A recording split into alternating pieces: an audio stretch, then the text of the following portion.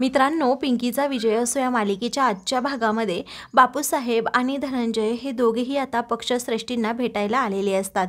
तेव्हा पक्षश्रेष्ठी खूप छान असं त्यांचं स्वागत करतात। या तुम्ही पक्षाचे मातब्बर नेते आहात, कारण तुम्ही आजपर्यंत पक्षासाठी खूप काही केले। त्यावेळी बापूसाहेब अगदी हुरळून जातात आणि म्हणतात, मुंबईमध्ये आल्यानंतर तुम्ही माझ्याकडे दुर्लक्ष करता आणि मातब्बर वगैरे आता म्हणता। मग आता ते म्हणतात, हो, कारण तुम्ही आजपर्यंत साताऱ्यामध्ये खूप कामं केली आहेत आणि आडगावची 25 वर्ष सीट वाचवली आहे आणि ती तुमच्या हातात आहे। त्यावेळी आता बापूसाहेब म्हणतात, मग ते काय सांगायचंय का, मी अशी सीट कुणाकडे जाऊ देईल का कधी? आता पक्षश्रेष्ठी जे काही बोलत असतात त्या बोलण्यामुळे बापूसाहेब खूपच आनंदित होतात। पुढे आता पक्षश्रेष्ठी सांगतात, हे पहा, धोंडे पाटलांच्या घरातच ती सीट येणार आहे, पण तुम्हाला नाही, असं म्हणताच बापूसाहेब आणि धनंजयच्या चेहऱ्यावरचा आता रंगच उडतो। दुसरीकडे आता पिंकी आणि युवराज दोघेही रूममध्ये असतात। तेव्हा युवराज म्हणतो, अहो, किती वेळ तुमची वाट पाहायची, तुम्ही किती लेट येता रूममध्ये। आता सरकारवाड्याच्या मालकीण आहात, कसं मालकीनीसारखंच राहायचं जरा। सुरेखा मावशी होत्या तेव्हा ठीक आहे, त्यांना घराबाहेर काढण्यामध्ये तुमची एनर्जी वेस्ट होत होती, पण आता असं म्हणून तो खूपच रोमॅन्टिक होतो। दुसरीकडे आता पक्षश्रेष्ठी हे बापूसाहेबांना धक्का देत म्हणतात की ही सीट आम्ही पिंकी धोंडे पाटील सरपंचीनबाईंना देत आहोत आणि त्यांनाच हे तिकीट मिळणार आहे। असं म्हटल्याबरोबर बापूसाहेबांचे डोळे गरगर फिरू लागतात। त्यावेळी धनंजय म्हणतो, अहो साहेब, पण तुम्ही आम्हाला या अगोदर कळवलं नव्हतं आणि तुम्ही पिंकीशी स्वतः बोलला होतात ना या विषयावर, त्यांनी स्पष्टपणे नकार दिलाय। पक्षश्रेष्ठी म्हणतात, धोंडे पाटील साहेब, तुम्ही तुमच्या पीएला जरा तोंड बंद ठेवायला सांगा। त्यावेळी आता पक्षश्रेष्ठी सांगू लागतात, धोंडे पाटील, अहो, आम्हाला हे जमलं नाही म्हणूनच आम्ही तुम्हाला सांगतोय, काहीही करून त्यांना आपल्या पक्षामध्ये घेऊन या। त्यावेळी आता बापूसाहेब म्हणतात, पिंकीचं आणि आमचं कधीच जमलं नाही, मग आता तुम्ही स्वतःला मातब्बर नेते समजताना तुम्हाला हे काम जमायलाच पाहिजे, असं पक्षश्रेष्ठी म्हणतात। अहो, पिंकीच्या इकडे पक्षामध्ये येण्याने पक्ष मजबूत होणार आहे, पक्षातील स्थानसुद्धा मजबूत होणार आहे, त्यामुळे तिला तुम्ही कन्व्हिन्स करायचंच आहे। बापूसाहेब आता रागातच म्हणतात, आम्हाला जमणार नाही। पक्षश्रेष्ठी म्हणतात, तसं असेल तर तुम्हाला पक्षाला रामराम ठोकावा लागेल। त्यावेळी बापूसाहेब आता मोठ्या तोऱ्यातच म्हणतात, तसं असेल ना तर आम्ही अपक्ष म्हणून निवडणूक लढू। त्यावेळी हसतच पक्षश्रेष्ठी म्हणतात, हे पहा धोंडे पाटील, तुम्ही जर अपक्ष म्हणून उभे राहिलात तर तोंडावर पडाल आणि उरली सुरली जी काही इज्जत आहे ना ती सुद्धा धुळीस मिळेल, कारण तुमची कारकीर्द आता संपली आहे। नवीन रक्ताला आता संधी द्या धोंडे पाटील, असं ते सतत सांगत असतात। बापूसाहेब ऐकतच नाही, त्यामुळे आता सर्वांचाच नाईलाज होतो, ते रागातच आता तिथून चाललेले असतात। दुसरीकडे चित्रा मात्र सुशिलाचे पाय चेपत असते। तेव्हा आता सुशिला रागातच म्हणते, मला एकच पाय नाहीये, दुसरा सुद्धा आहे। तर चित्रा लगेच दुसरा पाय चेपू लागते। तर चित्रा म्हणते, आता घाटवाडीची मुलगी तर या घरची राणी झालीये, मालकीन झालीये, मग आता सुशिला म्हणते, तुलाही लगेच तिच्या गटात जायचंय का, तिचे पायचे पाहिजेत का तुला? तेव्हा हे तर कधीच शक्य नाही, कारण मी जेव्हा पहिल्यांदा ती घरात आली ना तेव्हापासूनच ती मला खटकतीये, ती मुलगी तर या घरात नकोच। पण आता तुमचं काय हो, म्हणजे तुम्ही या घराची अगोदर मालकीन होतात, आता घाटवाडीची मुलगी आहे, मग आता तू लगेच घाटवाडीच्या पार्टीत जाणार आहेस का, असं सुशिला विचारते। त्यावेळी चित्रा म्हणते, नाही हो आईसाहेब, मी कशाला जाईन तिच्या पार्टीत। सुशिला म्हणते, संग्रामने काहीही करू देत, त्या पिंकीच्या नावावर तो सरकारवाडा करू देत, पण मी आता माझ्या नावावर कसा करून घेते ना ते बघत चित्रे। तेव्हा चित्रे आता डोळे वटारून तिच्याकडे पाहू लागते।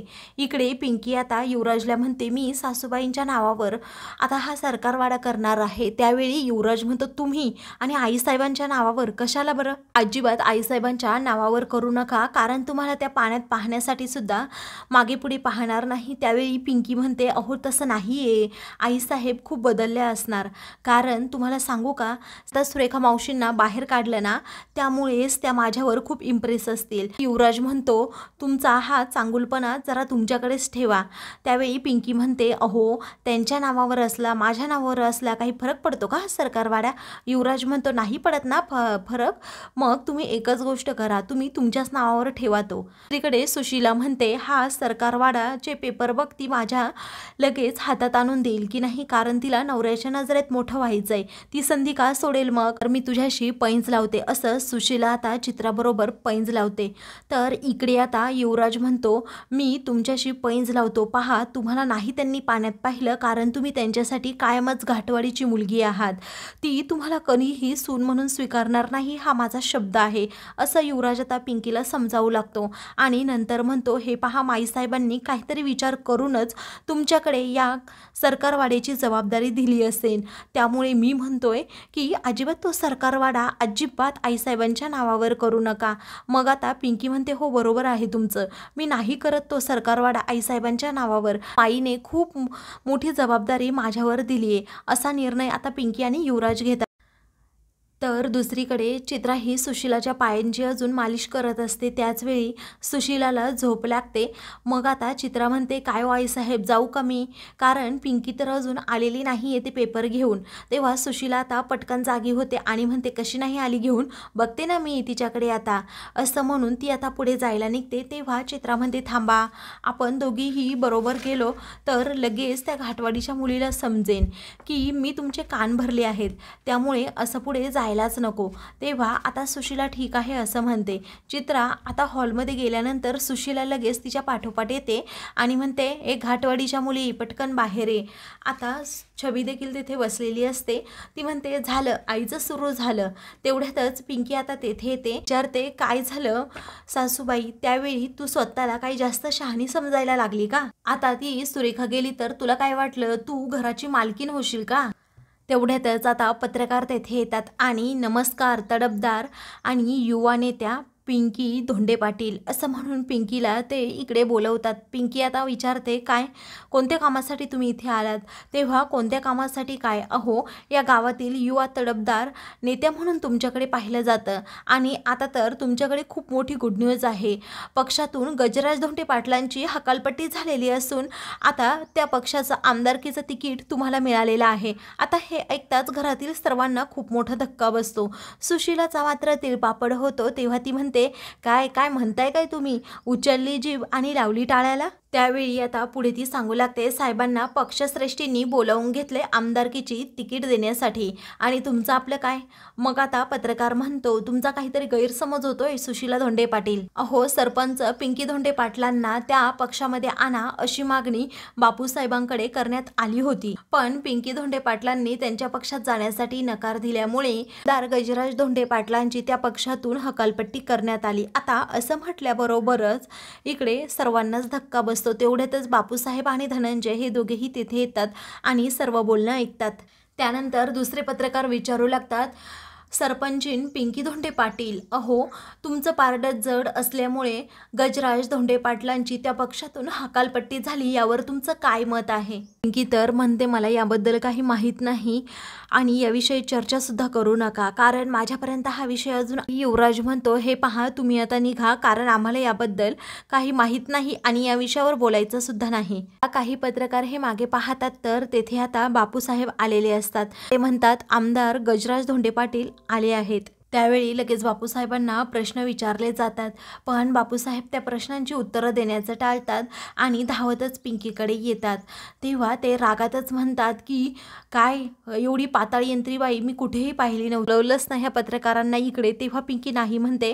युवराज आता मोठ्यानेच ओरडतो, बापूसाहेब आमच्या बायकोला बोलायचं अजिबात कारण नाही, कारण त्यांना याबद्दल काही माहीत सुद्धा नाही. तेव्हा आता युवराज आणि सुशिलामध्ये जरा वाद होऊ लागतात. ते पाहून पिंकी म्हणते, धनी जरा शांत व्हा तुम्ही, इथे मीडियावाले आहेत, उगीच त्यांच्यासमोर तमाशा नको.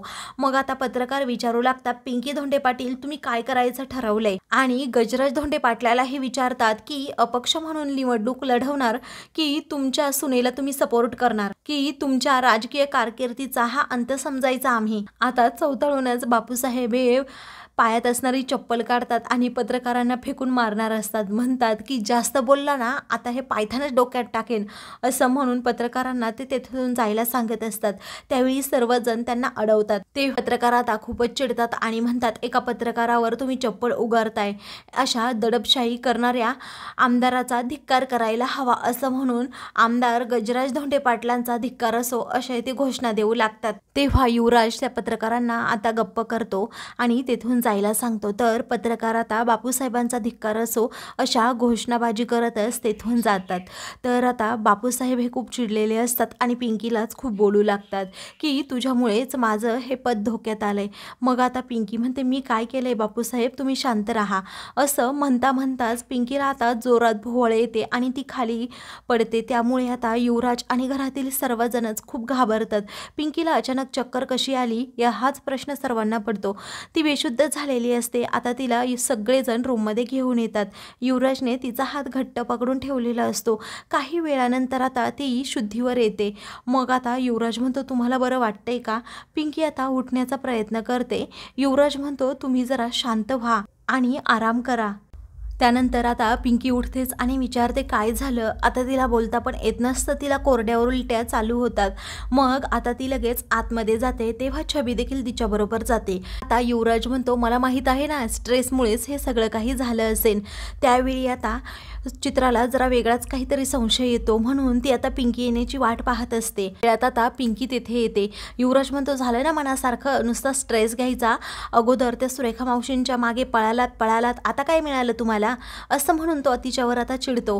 तेव्हा छबी म्हणते अरे किती चिडशील तू तिच्यावर, जरा शांत राहा युवराज. मग आता तो म्हणतो काय शांत काय राहू, यांना समजतं का काही, म्हणून तो तिची खूप काळजी करत असतो. तेव्हा छबी म्हणते अरे आता तू तिच्यावर चिडायचं नाही, तिची फक्त काळजी घ्यायची. तेव्हा युवराज म्हणतो मग मी काळजी घेत नाही का? छबी म्हणते अरे तू बाबा होणार आहेस. त्यावेळी युवराज म्हणतो काय, मी आणि बाबा, असं म्हटल्याबरोबरच त्याला लगेच क्लिक होतं की पिंकी प्रेग्नेंट आहे. आता तो खूपच खुश होतो आणि पिंकीला पटकन जवळ घेतो. सत्याला म्हणतो अरे तू काका होणार, मी बाबा होणार. चित्रा वहिनी. तेव्हा चित्रा आपली फक्त हसण्याचं नाटक करते पण तिचा जळफळाट झालेला असतो. ही छबी आता कौतुकानेच पिंकीकडे पाहत असते. तर आता युवराज पिंकीला मिठीत घेतो. इकडे बापूसाहेब हे खूपच चिडलेले असतात आणि त्यांच्या हातात गन असते. पिंकीकडे निघालेले असतात आणि म्हणतात की आत्ताच्या आत्ता मी ह्या पिंकीला संपवणारच. त्यावेळी सुशीला म्हणते असा डोक्यात राग घालून घेऊ नका, याने काहीही होणार नाहीये, शांततेत आपण प्रश्न सोडूयात, असं म्हणून ती आता त्याला शांत करण्याचा प्रयत्न करत असते. त्यावेळी बापूसाहेब ऐकायलाच तयार नसतात. तेवढ्यातच तिथे आता धनंजय येतो. तेव्हा तो विचारतो काय झालं. तेव्हा बापूसाहेबांना तुम्ही तरी समजावा, कारण ते डोक्यात राग घालून घेऊन काही पण करतील, असं आता सुशीला ही धनंजयला म्हणते. तेव्हा धनंजय म्हणतो बापूसाहेब जरा शांत राहा, यानंतर सगळं काही ठीक होईल, असं म्हणून आता ते बापूसाहेबांना शांत करतात. त्यावेळी धनंजय म्हणतो शांततेत आपण हे सगळं काही करायला हवं. तर आता मित्रांनो पुढील भागामध्ये सुशीला खूपच खुश होते आणि पिंकीला मिठी मारत म्हणते तू या घरात आल्यापासून पहिल्यांदाच मला एवढा आनंद दिला आहे, इथून पुढे मी कधीही तुझा रागराग करणार नाही, असं म्हणून ती पिंकीचं खूपच कौतुक करत असते. तर दुसरीकडे बापूसाहेब म्हणतात की तुम्ही अजिबात त्या पिंकीच्या नादी लागू नका आणि तिचं कौतुक करू नका. त्यावेळी आता सुशीला म्हणते मी असंच गोडगोड बोलून सरकारवाडा माझ्या नावावर करून घेणार आहे आणि त्यामुळेच मी तिच्याशी असं बोलते. तर दुसरीकडे युवराज पिंकीला म्हणतो तुम्ही त्यांच्या गोड बोलण्याला अजिबात फसायचं नाही, कारण तुमचा ते वापर करून घेतील. तेव्हा पिंकी आता विचार करत असते. मित्रांनो अशाच मालिकेंचे पुढील भाग पाहण्यासाठी चॅनलला सबस्क्राईब करा.